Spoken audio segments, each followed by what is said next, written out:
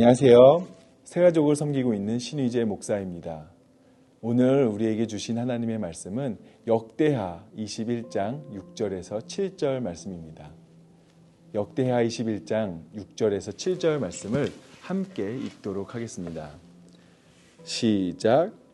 그가 이스라엘 왕들의 길로 행하여 아합의 집과 같이 하였으니 이는 아합의 딸이 그의 아내가 되었습니다.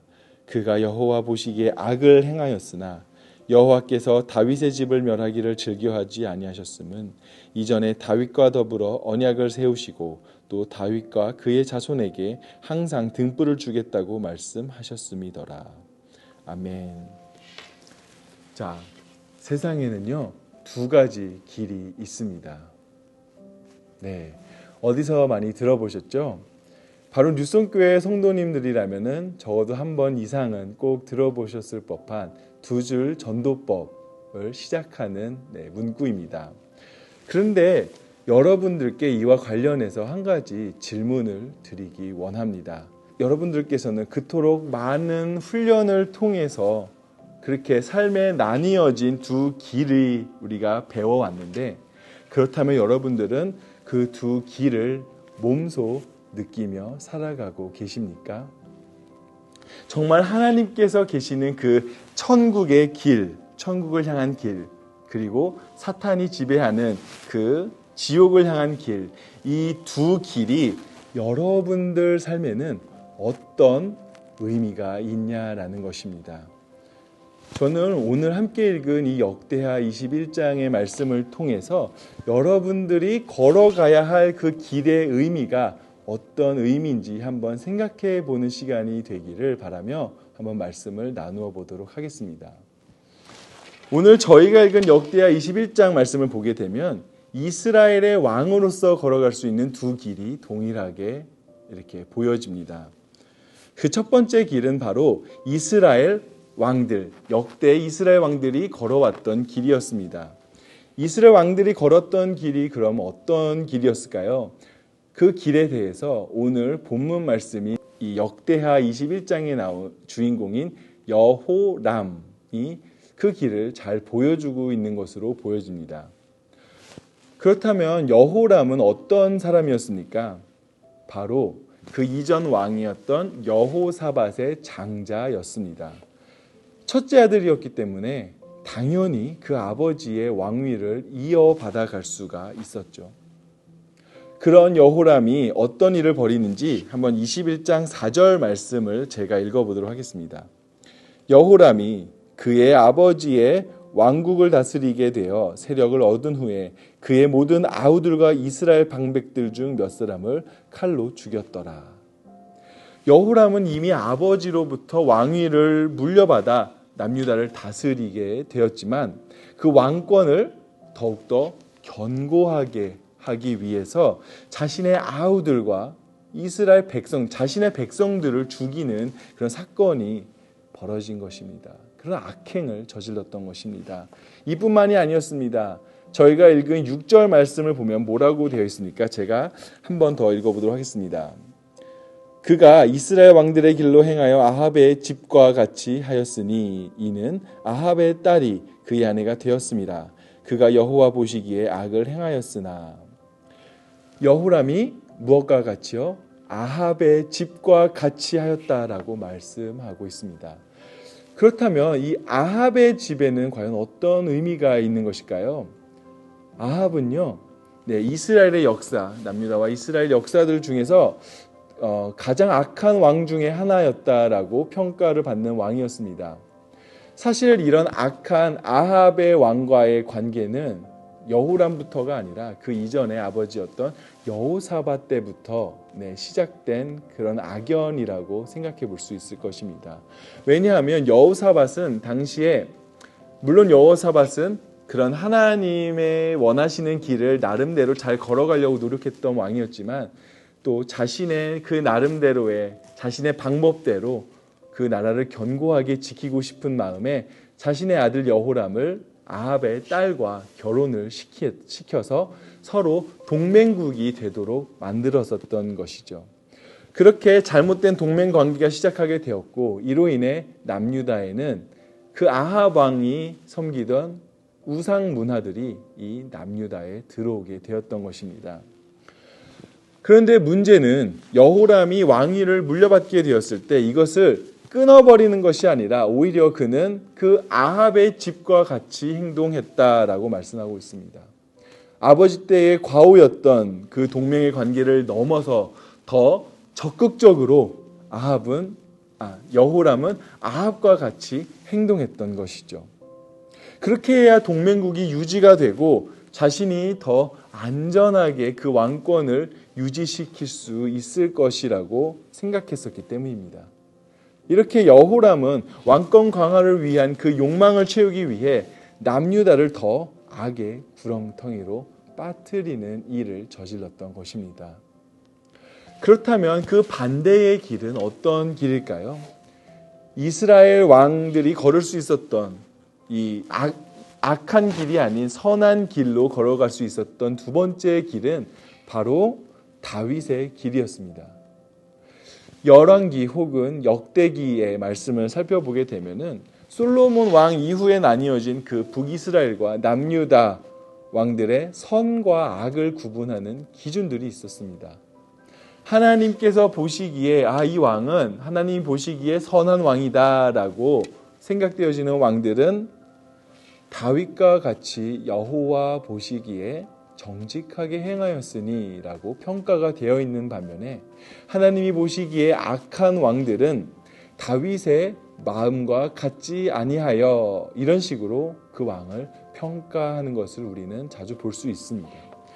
그렇기 때문에 오늘 본문 7절 말씀을 보시게 되면 이스라엘 그 왕들이 걸어온 길과는 다른 다윗의 길이 어떠한 모습인지 이렇게 보여주고 있는데요. 제가 7절을 한 번 더 읽어보도록 하겠습니다. 여호와께서 다윗의 집을 멸하기를 즐겨하지 아니하셨음은 이전에 다윗과 더불어 언약을 세우시고 또 다윗과 그의 자손에게 항상 등불을 주겠다고 말씀하셨음이더라. 이 7절 말씀을 근거로 하였을 때 다윗의 길을 걷는 데 있어서 가장 중요한 것이 무엇이었을까요? 바로 다윗을 통해 세워진 다윗의 언약이었습니다.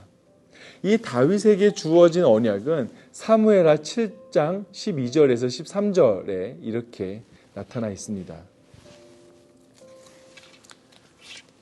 내 몸에서 날 내 씨를 내 뒤에 세워 그의 나라를 견고하게 하리라. 그는 내 이름을 위하여 집을 건축할 것이요 나는 그의 나라 왕위를 영원히 견고하게 하리라. 이 언약을 통해서 확인할 수 있는 것이 무엇입니까? 그의 나라 왕위를 영원히 견고하게 하리라. 자, 그렇다면 그 나라를 견고하게 하시는 분이 누구십니까? 바로 하나님이라는 사실입니다. 여러분, 지금 역대하를 읽고 있는 원래 독자들은요, 포로로 잡혀갔다가 다시 귀환한 사람들이었습니다. 그들은 예루살렘이 멸망을 당하고 성전이 불에 타고 백성들이 포로로 잡혀갔던 것을 직접적으로 혹은 간접적으로 경험했던 사람들이었습니다. 그래서 이 역대기라는 책을 통해서 어디서부터 어떻게 잘못되었는지를 그들은 깊이 묵상하고 깨달을 필요가 있었던 것입니다. 그렇게 보았더니 이스라엘의 그런 죄악된 왕들은 어떠한 공통적인 특징이 있었냐면 그 나라의 진정한 왕은 바로 하나님이시고 하나님만이 그 나라를 견고하게 하실 수 있는 분이라는 사실을 망각하고 있었다라는 것을 발견하게 되었던 것입니다. 그렇다면 이러한 맥락에서 오늘을 사는 이 우리들에게 역대하 21장 말씀이 우리에게 주는 영적 도전은 과연 무엇일까요? 그것은 바로 세상과 타협하지 않는 그런 신앙을 굳게 붙잡을 때 하나님 나라를 향한 그 우리의 길은 현실이 된다라는 것입니다.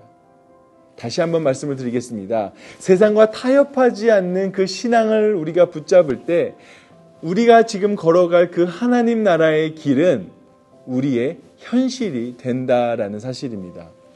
우리가 훈련을 통해 배우는 그 두 길, 그 여기저기서 많이 듣고 익숙하다고 해서 그 길이 우리의 삶에 그리고 내 피부에 와닿는 것은 참 쉽지 않은 일인 것을 여러분들도 잘 아실 것입니다.